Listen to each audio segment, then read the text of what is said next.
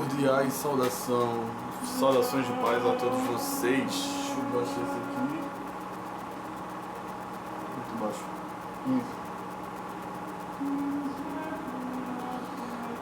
Cordiais saudações de paz. Deixa eu ficar mais perto aqui. A todos os irmãos e caminhantes. Hoje eu queria falar uma coisa que pra mim talvez seja um tanto quanto necessário. Não precisa ser pra você necessário. Mas hoje eu queria falar sobre o reino de Deus e politicismo. O evangelho e politicismo. Desculpa, a iluminação tá ruim porque eu confio mais em ser filmado com a câmera frontal do que com a câmera traseira, né? Então, bora lá. Eu queria começar com o que é o reino de Deus, né? O que é o reino de Deus? O que é o evangelho? O evangelho é sobre o reino de Deus. E o que é este reino de Deus? O evangelho é o que? É o que prepara o reino de Deus. O evangelho ele é o anúncio do reino de Deus que vem. Ele é o próprio reino de Deus imediato. O que é o evangelho? Ele se baseia em que? Se esse reino vem de que substância? Ele é antes, durante ou após, né? E eu queria tratar isso com os irmãos hoje. A gente que considera a igreja primitiva, que a gente considera a historicidade do movimento da igreja primitiva, os seus fundamentos, as influências, né, as principais matrizes que ajudaram na performance da igreja primitiva, a gente tem essa expressão de reino de Deus ativa no mundo judaico. A gente entende, a gente consegue captar isso. Dentro do farisaísmo, dentro do zelotismo, dentro do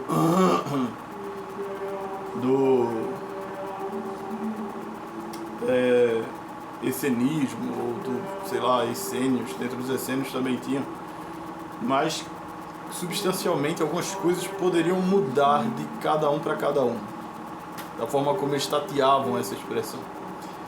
Para os zelotes, provavelmente, aquele povo mais anarquista, mais incontentado com aquela... Anarquista é uma situação estranha, né?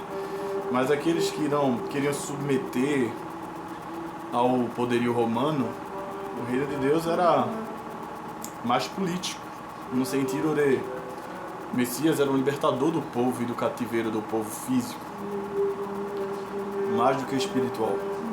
Para os fariseus, o reino de Deus não era só político, era político espiritual. Eles estavam cuidando do templo e das leis que purificavam o templo e preparando, entre aspas, o povo, condicionando o povo a estar pronto à recepção messiânica, ao correto e tal. Então o Messias, quando viesse, chegaria, daria graças a esses que cuidavam do templo provisoriamente, os fariseus saduceus, né? Faziam seus prosélitos e tal, que educava Israel, né? E o povo de forma religiosa. E o Messias se associaria a eles e ele reinaria junto com o Messias, e o Messias os gratificariam por esse serviço. Mais ou menos isso que os essênios se viam fazendo, né? E os essênios não, os fariseus se viam fazendo, perdão. Os fariseus se viam assim: estamos pastoreando provisoriamente o povo de Israel, a preparação do reino de Deus, né? A condicionar o povo para quando o Messias aparecer, Israel está mais ou menos preparado e o Messias nos honre por isso. E o Messias vai nos agradecer porque cuidamos da política do templo e tal, enquanto ele não vem. E quanto os essênios, eles nem tinham tanta adesão assim ao templo, na sua perspectiva. Na verdade, até ao contrário. O Messias viria para purificar Israel, principalmente, e para unir quem quisesse associar a Israel, né?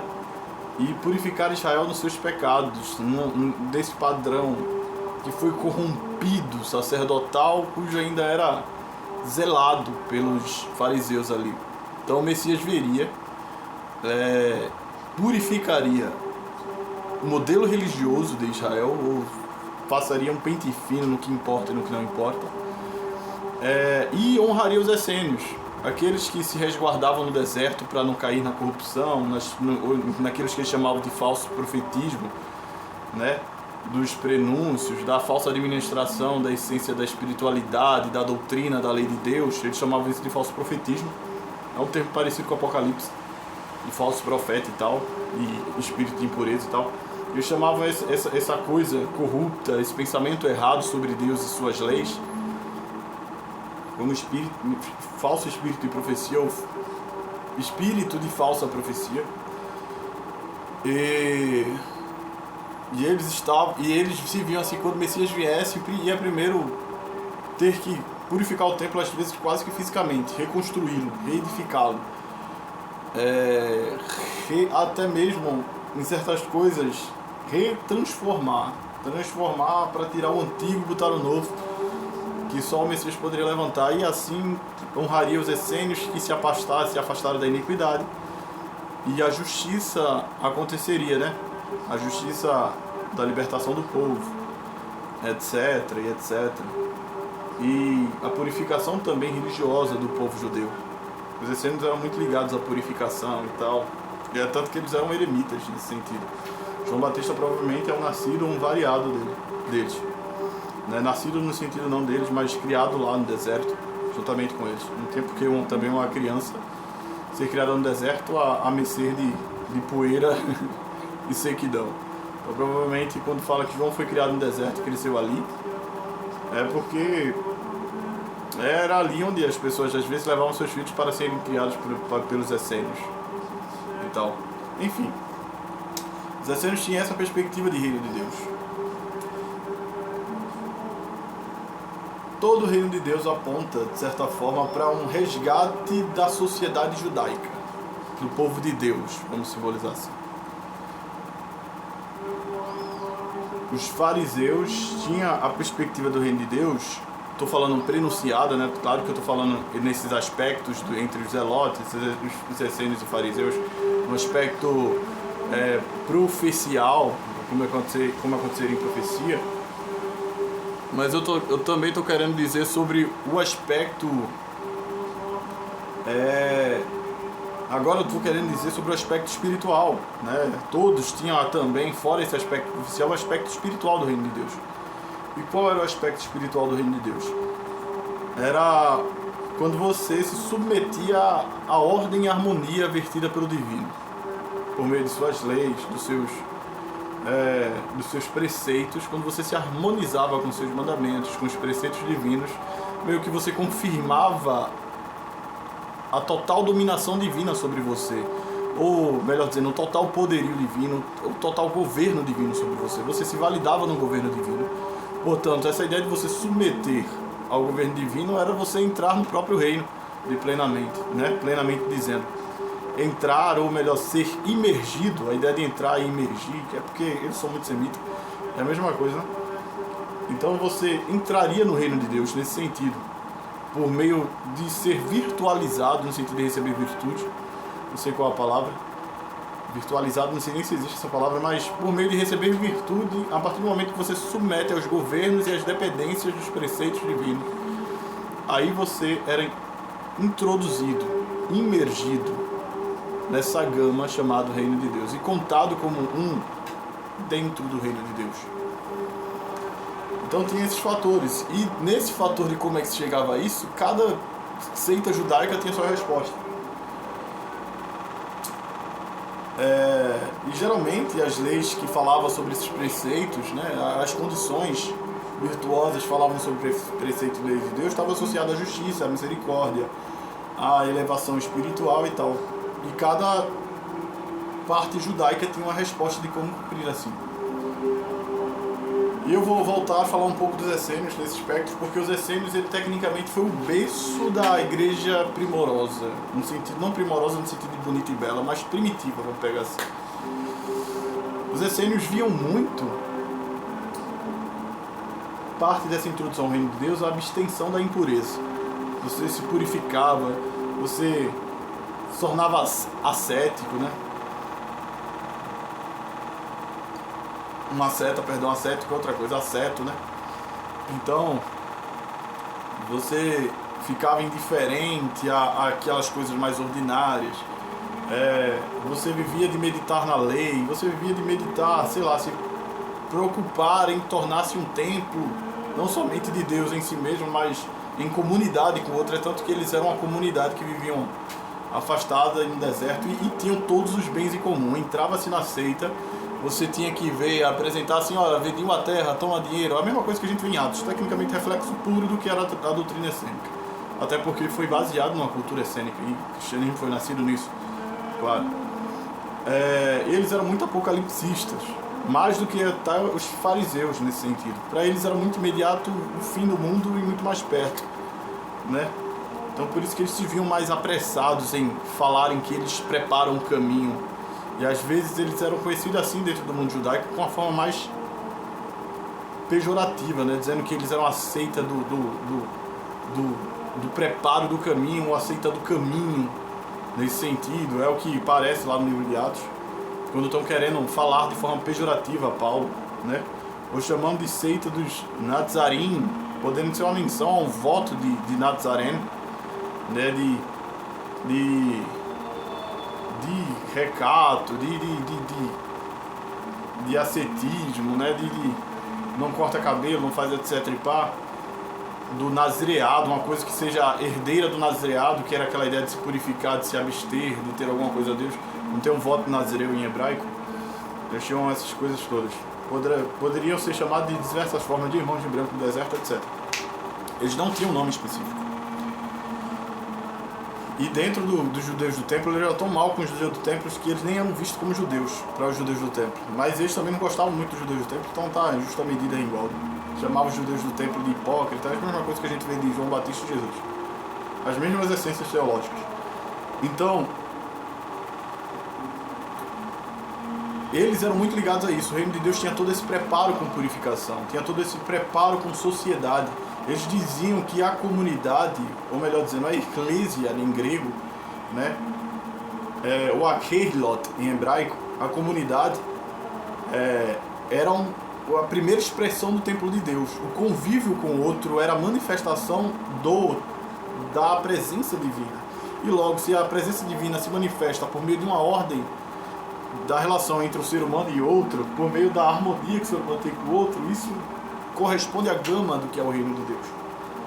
Então o reino de Deus estava naquilo que você era para si mesmo, naquilo que você era para o outro, para os essênios. E para a sua fidelidade funcional ao todo, nesse sentido. Eu estou falando assim mais de uma forma bem mais rasa, mas poderia falar de uma forma mais hebraicista. Ao todo e principalmente aos irmãos. Que se viam como filhos da luz, etc e pá e tal. Enfim, os essênios viam isso. E dentro disso estava, eles não somente eram misericordiosos ou bons para os da comunidade, como para os viajantes, tem outros, me esqueci, os necessitados de forma geral. Eles, além de cuidar de si, deles, eles cuidavam dos demais, estava passando assim generosamente e tal, fazia tratamento, né, cuidava e tal, enfim. Eu estou englobando em tudo que eu estudei desse nível, de forma geral, de tudo que a galera dizia sobre eles. Então ainda tem um que a se ramificar nisso, né? Mas eles eram assim, eles se viam na prática, né? Eles viam a qualificação do reino de Deus na prática e na forma como se vivia a vida diante da mercê, da dependência do ser humano aos padrões divinos de lei, de ética e de validação moral nesse sentido, né? Os preceitos e a lei divina. Eles viviam em outro patamar, porque a lei para os essênios não só era para ser cumprida de forma prática, mas de forma que fosse um moldar de ações simplesmente, mas um moldar de caráter, o tipo de justiça. Parece que Jesus ensina sobre a essência da justiça da lei. Enfim, se eu fosse comparar aqui, eu vou passar o vídeo inteiro, já tem vídeos no canal falando sobre isso, e terá mais depois. Mas os essênios tinham esse aspecto, né? Dentro do farisaísmo, coisas semelhantes, mas do jeito deles. Mas você, a mercê de que era perto de Deus, você era um cara misericordioso, você cooperava em misericórdia, você era um instrumento de misericórdia e justiça divina na terra e tal. E por meio disso você qualificava a terra, as dependências do poder divino, por meio da forma em que você se deixava ser apropriado pela virtude divina, tá ligado? E dominado pelas virtudes divinas, quando você submetia a ordem divina, a harmonia divina, por meio de mandamentos e preceitos de Deus. E começava aquele cumprimento da prática, começava a te converter por essência. A mesma coisa que o cristianismo quase nisso, tá ligado? Então vamos lá. Estava associado, ser misericordioso, ser piedoso estava associado ao reino de Deus. E o evangelho é o evangelho do reino de Deus, né? Deixa eu melhorar aqui um pouco a câmera. Tá um pouquinho mais pra frente. Acho que eu vou derrubar esse negócio, não. Se você soubesse o quão... Chuta mais... Será que cai aqui? Botar um pouquinho mais pra cá. Tá bom aqui? Acho que agora... Tô meio curvado pra caber na imagem. Tava pra cá, perdoe aí. Pronto. Então vamos lá. Eu queria ler com vocês, pedir ajuda aqui rápida aí, porque veio um coração expresso, não tive tempo de preparar as coisas. Eu queria ler com vocês o que diz Plínio. Plínio não. O que diz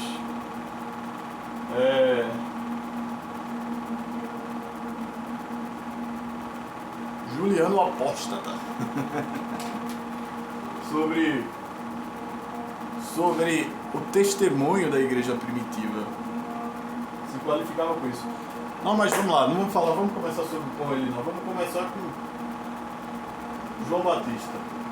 João Batista, um eremita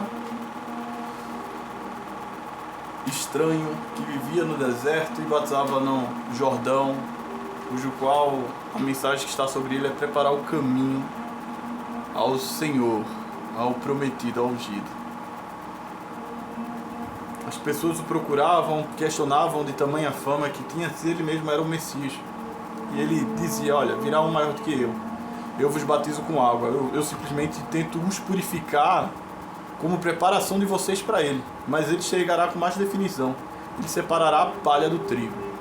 Porque ele fala assim, por que ele fala isso? Porque ele vos batizará com o Espírito e com fogo.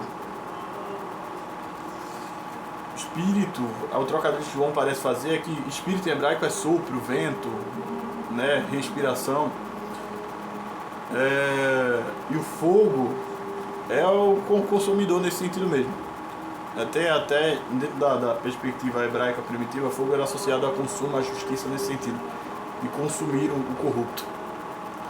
Então, ele vai vir para fazer separação. Eu purifico a vocês, mas ele ainda vai ser mais especialista, específico. Ele vai separar os deles. Isso é quase que só uma chamada. Eu só faço a chamada de preparação. E ele vai fazer a eleição.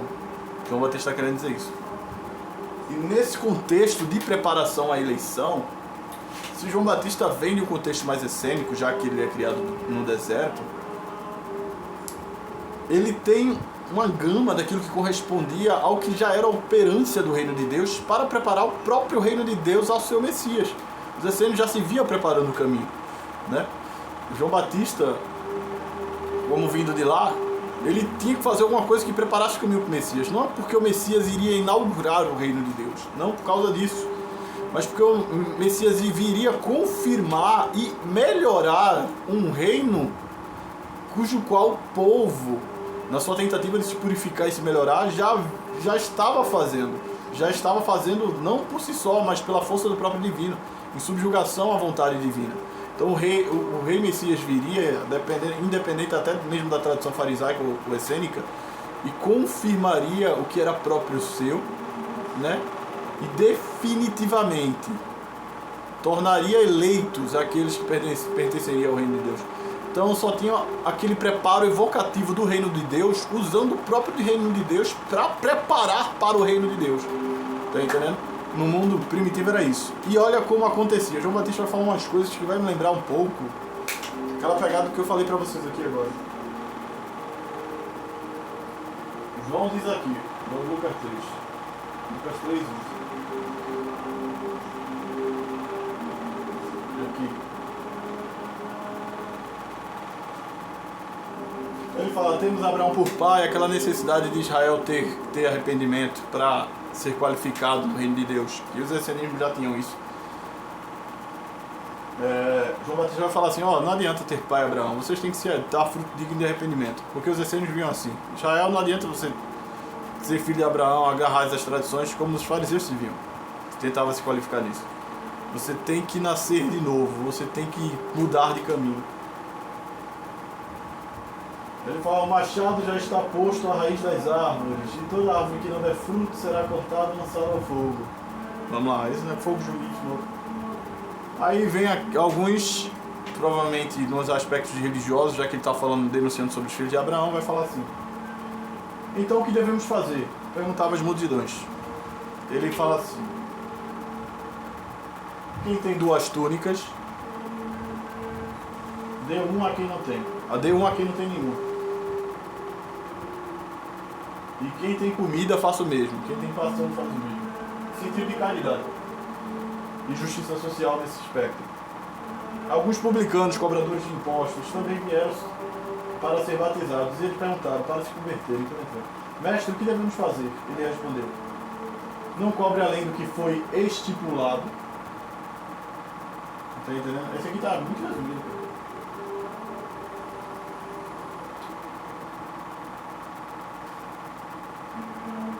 Aí vem o outro. Vem alguns soldados, provavelmente de Herodes, que eles eram nesse aspecto judeu, não pense que é os romanos.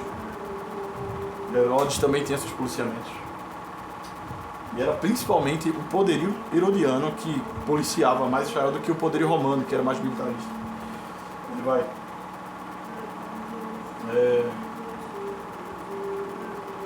E nós o que devemos fazer? Pergunta. Ele faz, não pratiquem a extorsão e nem acusem ninguém falsamente. Contente-se com o seu salário.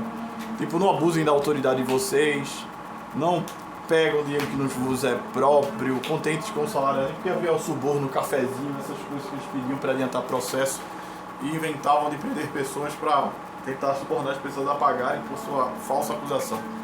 É quase o Detran tentando apreender teu carro, vendo até o que não tem, para extorquir, ganhar algum dinheiro de um cafezinho, algo do tipo. Só que no mundo antigo, que os herodianos faziam. Mas veja que tipo de justiça é essa. Engraçado que as figuras que tem aqui é o soldado de Herodes, que está associado a Herodes, que para alguns judeus mais conservadores, Herodes era um traidor do povo, porque ele meio que confirmava o poder romano, mesmo que sendo uma representação judaica do povo, né? E ele não pede para o cara abandone o seu ofício, não, ele pede para que o cara seja íntegro no seu ofício, porque isso se confirma o fruto do arrependimento ou a preparação do reino de Deus. Ele não pede para que o publicano pare de cobrar imposto, já que o publicano tinha que andar escoltado, já que os outros judeus jogavam pedra, cuspia, maldizia. Era um judeu traidor que reafirmava a cobrança do romano sobre o povo judeu. Tá entendendo? Ele não fala assim com aquela visão que se esperava, abandone os vossos ofícios. Não, ele só espera que seja fluido e justo no cumprimento do seu ofício. Do que é interessante, porque se você vê no mundo judaico, publicano, para ele ser reintegrado em possibilidade, ele teria que abandonar o seu ofício para ser qualificado na perspectiva farisaica. Publicano era imundo para a maioria dos judeus, né? É tanto que Jesus é denunciado por andar com eles, principalmente pelos fariseus. Então veja que essa perspectiva de João Batista é simplesmente cumpram. Não acho que ser filho de Abraão é o suficiente. Cumpram com os vossos ofícios em justiças. Sejam piedosos e misericordiosos. Essas substâncias ocasionam com naturalidade um mundo melhor, relações humanas mais sadias, né? Independente das suas situações, né? Se nas altas ou nas baixas. O mundo será melhor se com justiça operarmos cada um dos nossos setores, né? E olha que é um eremita falando isso. Ele poderia falar assim, abandone tudo e vai morar no deserto, né? Então a qualidade da confirmação do reino de Deus que o prepara é simplesmente nós empenhorarmos as nossas qualidades como seres humanos. Então vamos lá, vamos continuar aqui.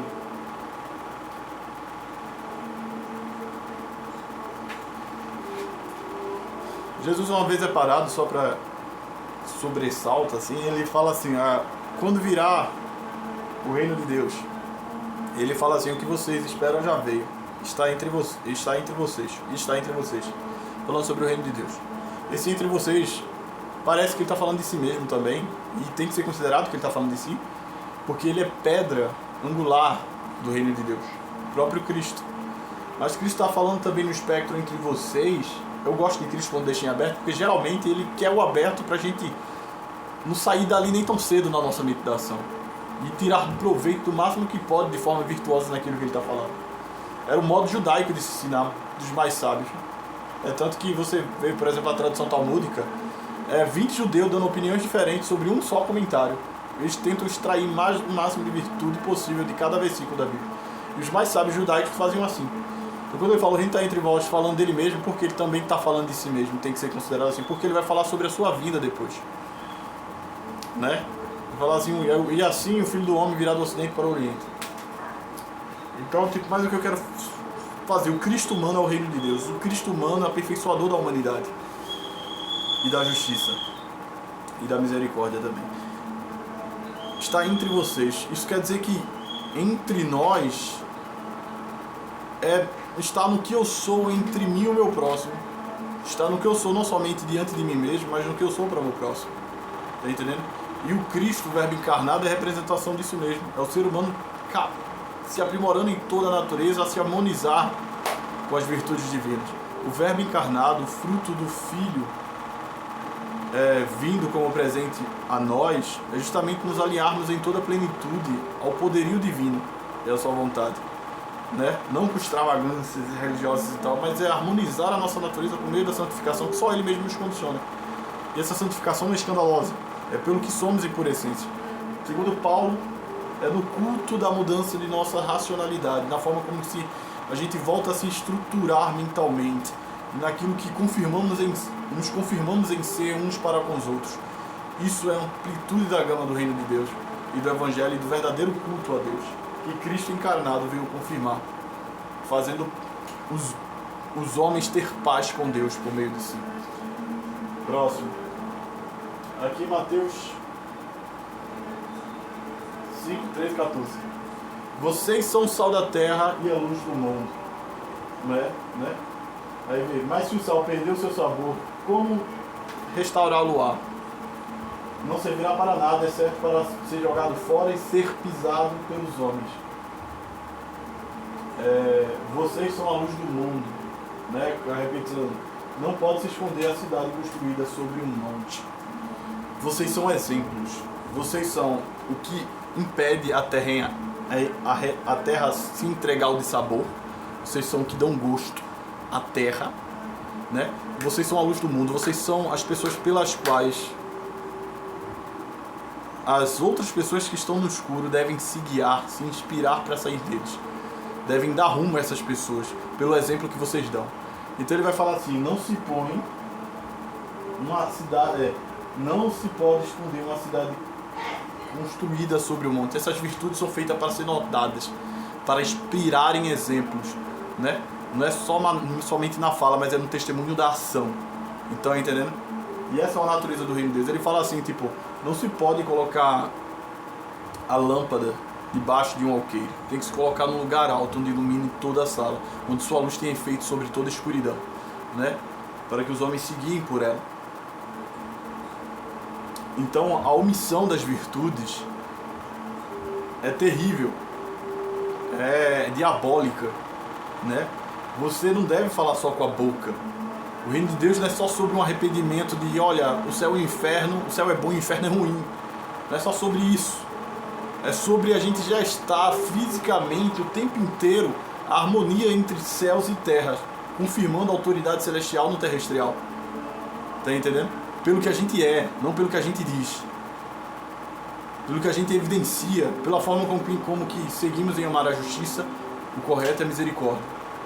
Para Cristo é isso. É sobre testemunho na vivência, não na oralidade simplesmente. Então, Cristo, isso aqui é quase um manifesto de Cristo. Se vocês são, e esse é o contexto das bem-aventuranças. E as bem-aventuranças nada mais é do que Cristo falando de virtudes cujo qual ele concorda, ele aplaude e que ele cobra daqueles que vão se elegerem, vão se candidatarem a segui-lo. Ele fala, é desses que eu gosto, é desses que o mundo precisa, é desses que procuro, são esses que eu aprovo. As bem-aventuranças tecnicamente têm essa expressão. A gente veio aqui para se tornar exemplo, para impedir com que o mundo se decomponha em absoluta escuridão e que o mundo seja impedido de se entregar de vez ao seu dissabor, ao seu caos e à sua putrefação, porque o sal não somente dá sabor, mas ele retarda a decomposição. Por isso que Cristo nos chama de sal da terra. Quer discordar de Cristo? Então pense num mundo totalmente sem virtude, onde todo mundo faz o que bem quer, entregado nas suas malícias. Um cara que mata o outro porque quer, a pessoa que por inveja toma a liberdade de prejudicar a vida do outro por meio de ações, de magia, de sortilégios, de qualquer coisa, de contenda. Entrega o mundo assim e vê até para onde ele vai, se não para canto nenhum. Ele se integra na própria corrupção e a morte reina. Então Cristo está falando disso. E ele fala assim, olha, para que os homens, é tão testemunhal que ele fala assim, os homens verão as vossas obras e glorificarão o vosso Pai. Primeiro ele usa o termo de pai para falar Deus, nos associando a filhos quando cumprimos aquilo que confirma a ordem celestial. O que nos qualifica como filhos é o testemunho de segurar a decomposição terrestrial, de segurar a escuridão, a dominação da escuridão terrestrial. Isso é que nos confirma como filho de Deus, porque Deus é pura luz. Deus, ele é o que pendura ainda o pouco de razão que há nesse universo. Razão é bom porque lembra logo da palavra verbo, logos em grego. Ele é o único que ilumina as coisas a serem como são naquilo que tem proveito, na insipidez do caos que insiste em governar o mundo. E se somos filhos dele, a gente tem que se revelar o quê? Sermos imparciais? A gente tem que ser firmadores da luz aqui na Terra, com obras e testemunhos, com validação no nosso caráter. E glorificar a Deus, tecnicamente hebraico, significa dar espaço para a presença. Não pense que glorificar a Deus é os homens olhando assim para a gente e, oh glória, aleluia, essa estranheza que ficou absurda no imaginário, não que é errado, né, de glorificar a Deus, tem que dar glória e bradar. Eu não estou falando sobre isso, estou falando sobre como limitamos a ideia de glorificar a Deus. Glorificar em hebraico, literalmente em hebraico, no peso da palavra hebraica, kavod, ha Elohim, o kavod, la il Elohim, vem de ceder espaço para Deus, abrir espaço para Deus, no sentido de, agora tu pode fazer presente, Deus, eu abro minha porta para ti. Glorificar significa isso. Quando você fala dou glória a Deus, é você dar os méritos a Deus, é você dar a importância a Deus, é você dar a ocupação de Deus naquele lugar e falar é dele, para ele, por ele. Tá entendendo? Isso o pertence, isso está sob sujeição de Deus, isso confirma o domínio divino. Isso é glorificar em hebraico, né? No efeito de você portar o poder de Deus se fazer presente por meio de algo e dar méritos à presença divina. Os homens farão isso vendo